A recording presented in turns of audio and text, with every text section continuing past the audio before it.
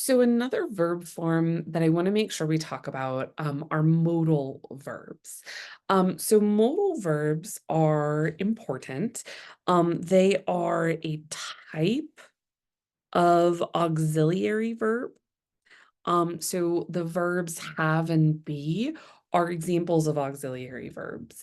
Modal verbs are also auxiliary verbs. And what that means is that they are supporting or helping verbs. Okay. They're not the main verb, they're supports.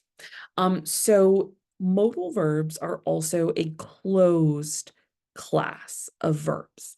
That means that there are set modal verbs and they do not change. So I am going to tell you what they are. So those include can, could, okay, may, might,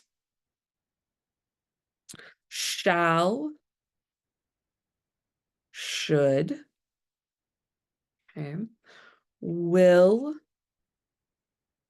would, must, and that's a Q, not a G, um, going to. And going to is only quasi-modal. Because like it's helping, but it's like it almost leads into an infinitive of sorts. So for that reason they call it quasi-modal. What is important about all of these that I just kind of put the little bracket next to is that the ones on the left-hand side are considered present tense, and the ones on the right-hand side are considered past tense. So this matters for looking at the inflection phrase because these verbs technically do have an inflection. If you're dealing with like must or going to, it's a little bit different, but I do think it's important to kind of be aware. So with that, there are specific types of meanings that we tend to attach to modal verbs. So the first is permission or obligation. The linguistic term for this is deontic. But let me go ahead and give you an example. So I might say they must run, right? Must run indicates an obligation of sorts. Ability might be they, right? Could learn. Okay? In this sense, I'm indicating their ability or capacity to learn. In terms of likelihood or truth, in linguistics, it's called epistemicity. You don't have to worry about that phrase. It's just a fun one. Likelihood or truth might be something like it might happen, right? Where we are indicating the likelihood. And then finally, we have future time. So they will swim, right? Or we could say they were going to swim, okay? We're going to swim. That is our whole verb phrase. Swim is our main verb, our base form. Were and going to both function as auxiliary verbs here.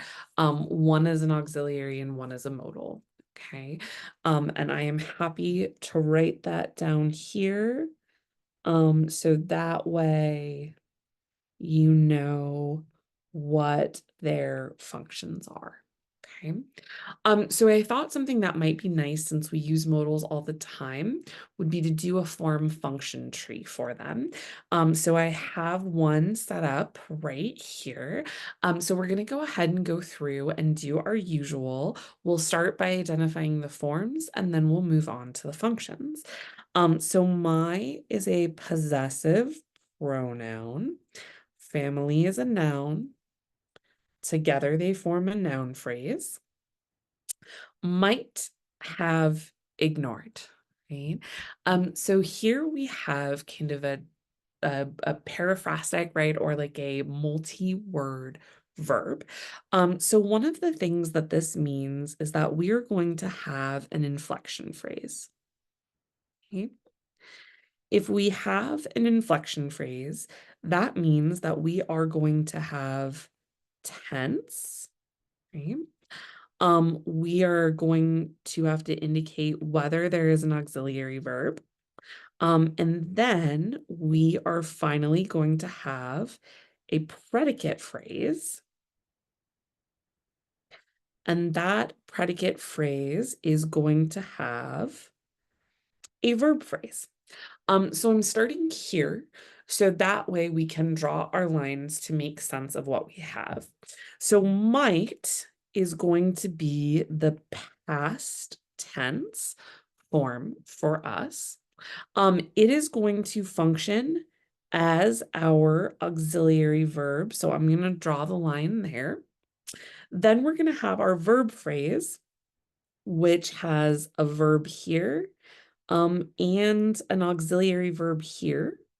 So that is our verb phrase. And as you saw, I drew my lines where I needed to. Then we also have another possessive pronoun followed by another noun. So that is going to be a noun phrase. And that noun phrase is also part of our predicate phrase, right? So what I have done here is I have identified all of the forms of my words. So the next step then is going to be to identify the function of each of these words. Okay. And I am going to start with what I know. Oh, apologies, I didn't finish my tree. We have our clause, and then we have our noun phrase and our inflection phrase. So this is that subject predicate split. All right, so my functions as a determiner, family functions as a head word. Together, they function as the subject of my sentence, right? Might is an auxiliary verb, but its function is as a modal, right? In this instance, have indicates that we have a perfect, right, aspect, and ignored functions as the predicate. And together, right, they all form my predicate. I have a determiner and a head word here, and together they form the direct object, right?